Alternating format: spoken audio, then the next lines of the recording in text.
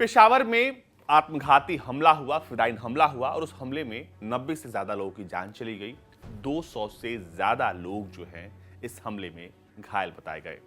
आपको बता दें कि इस हमले के बाद पूरा पाकिस्तान दहल गया, हर जगह हाई अलर्ट की घोषणा कर दी गई। लेकिन आखिर इसके पीछे की वजह क्या थी? क्यों ये हमला हुआ? किसने किया? इस हमले की जिम्मेदारी टीटीपी ने ली और कहा कि यह हमला उमर खालिद खुरसानी की मौत का बदला है। ऐसे में ये जरूरी है आपको बताना कि आखिर उमर खालिद खुरसानी कौन है जिसके लिए टीटीपी ने इतना बड़ा हमला करा दिया। आखिर क्यों इतने लोगों की जान टीटीपी ने ले ली? टीटीपी ने लाशों का अंबार लगा दिया पाकिस्तान में। उसके पीछे की जो कहानी है वो क्या है? दरअसल अब आपको बताने वाले हम उमर खालिद के बारे में। आखिर उमर खालिद खुरसानी कौन था? खुरसानी टीटीपी का कमांडर था जो पिछले साल अगस्त में पाकिस्तानी सेना के हाथों मारा गया।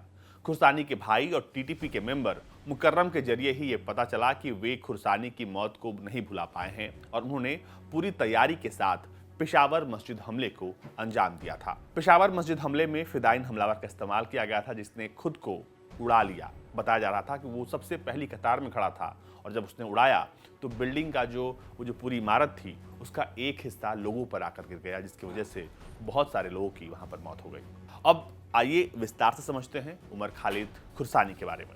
खुरसानी का जन्म पाकिस्तान में हुआ था। उमर खालिद का असली नाम जो था वो था अब्दुल वली मोहम्मद। उसकी शुरुआत तालीम जो है उसके गांव साफूस में हुई, लेकिन बाद में वो कराची के कई मदरसों में पढ़ा। वो बेहद कम उम्र में आतंक से जुड़ गया था।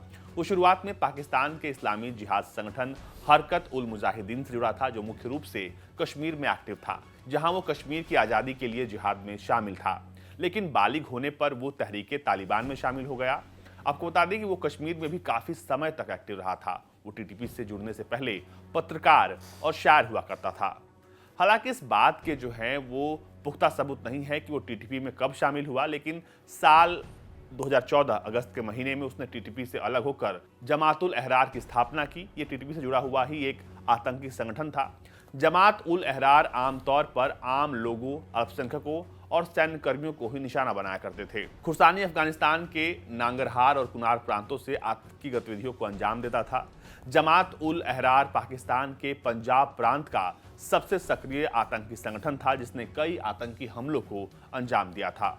इनमें से भयानक हमला मार्च 2016 में गुलशन ए इकबाल एम्यूजमेंट पार्क में किया गया था। इसके अलावा लाहौर में ईस्टर के मौके पर भी एक हमला किया गया जिसमें तकरीबन 70 से ज्यादा लोगों की मौत हुई थी। खुरसानी की आतंकी गतिविधियों की वजह से वो अमेरिका की नज़र में आ गया था। खैर, मार्च 2018 में अमेरिकी विदेश विभाग ने उस पर $30 लाख का इनाम रखा था। जमात उल अहरार दरअसल टीटीपी से जुड़ा हुआ जरूर था, लेकिन वो अपने तरीके से अपने हमलों को अंजाम देता था। लेकिन मार्च 2015 में ये संगठन टीटीपी का हिस्सा बन गया, यानी टीटीपी में ये शामिल हो गया। अगस्त 2022 में अफगानिस्तान के पाकटीका इलाके में उमर खालिद खुरसान की गाड़ी को निशाना बनाकर बम विस्फोट किया गया। इस दौरान खुरसानी के साथ कार में टीटीपी के 2 और कमांडर मौजूद थे। इन सभी की धमाकों में मौत हो गई थी। हालांकि वो इससे पहले पाकिस्तानी सेना के कई हमलों से बच गया था।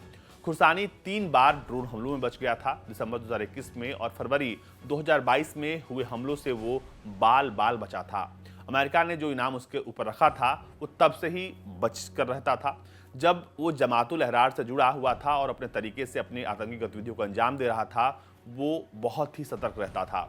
वो अफगानिस्तान में बैठकर कश्मीर में आतंक फैलाने की साजिश कर रहा था। कश्मीर में आतंक को बढ़ाने के लिए वो अपना नेटवर्क लगातार मजबूत कर रहा था।